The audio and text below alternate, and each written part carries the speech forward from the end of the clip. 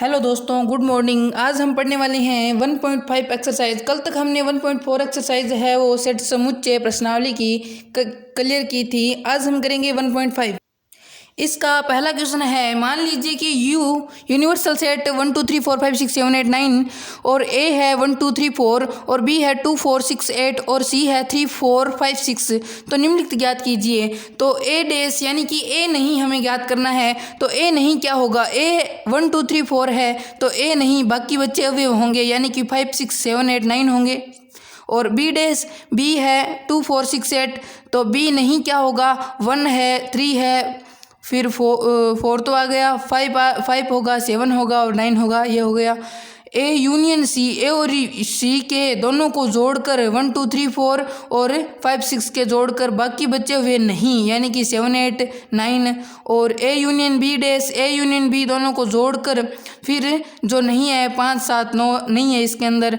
ए dash का whole dash यानी ए नहीं का नहीं क्या होगा, ए ही होगा, स्वयं ए होगा, 1 2 3 4 हो जाएगा। फिर बी माइनस सी, बी के जितने भी एलिमेंट्स है जैसे 2 4 6 8 उसमें से सी के एलिमेंट 3 4 5 6 घटा लो, फिर जो है वो यूनिवर्सल सेट में से नहीं है उनको देखो तो 1 3 4 5 6 7 9 होगा। इस प्रकार से हमारा पहला क्वेश्चन हो गया। दूसरा क्वेश्चन है, universal set A B C D E F G H तो निम्नलिखित समुच्चय का पूरक ज्ञात कीजिए। पूरक यानी कि वही बात ए नहीं वाली बात होगी। तो ए इसमें ए बी सी है तो ए नहीं क्या होगा, तो बाकी बचे अवयव D F G H. B का बी ये है तो बी का पूरक यानी कि बाकी बचे अवयव ये होंगे। सी का पूरक यानी कि इनके अलावा ये होंगे।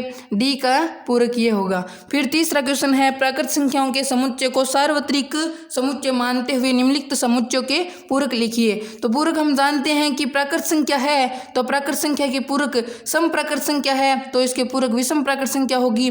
और दूसरे में प्राकृत विषम संख्या है तो इसका पूरक है वो सम प्राकृत संख्या होगी।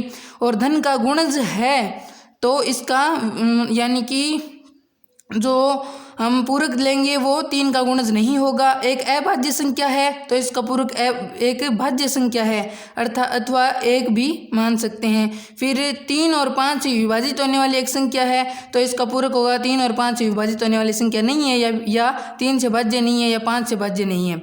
फिर एक पूर्ण वर्ग संख्या है तो ये पूर्ण वर्ग संख्या में नहीं है, इसका पूरक होगा। फिर इसमें आगे 7वां है, एक पूर्ण घन संख्या है तो इसका पूरक होगा एक पूर्ण घन संख्या नहीं है। फिर इसमें 8वां क्वेश्चन होगा, x + 5 यानी कि यहाँ कितना होगा, जो 8 हो जाए तो यहाँ 3 होगा।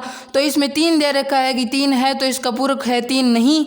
और इसमें यहाँ कितना होगा, यहाँ x = 2 होगा तो यह 2 है तो इसमें पूरक कितना होगा, 2 नहीं है।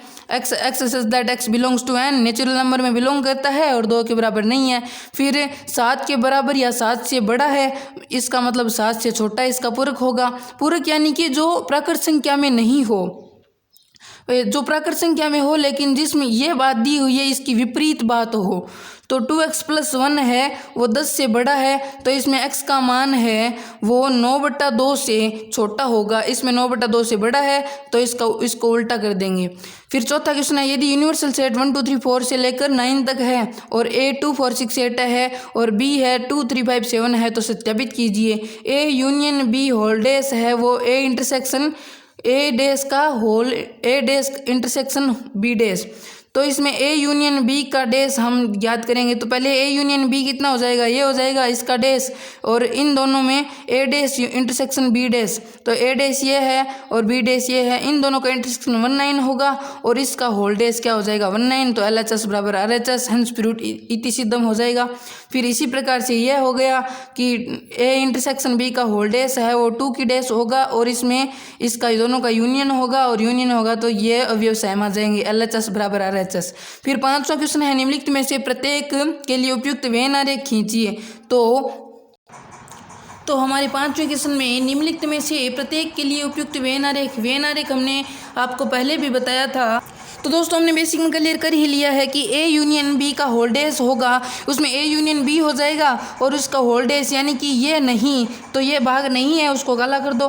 फिर इसी प्रकार ये और इसमें कोई फ़र्क नहीं है, क्योंकि हमने पढ़ा था कि यदि इनको ए डैश इंटरसेक्शन बी डैश हो तो इसका चिन्ह उलट दो और ये होल डैश लगा दो।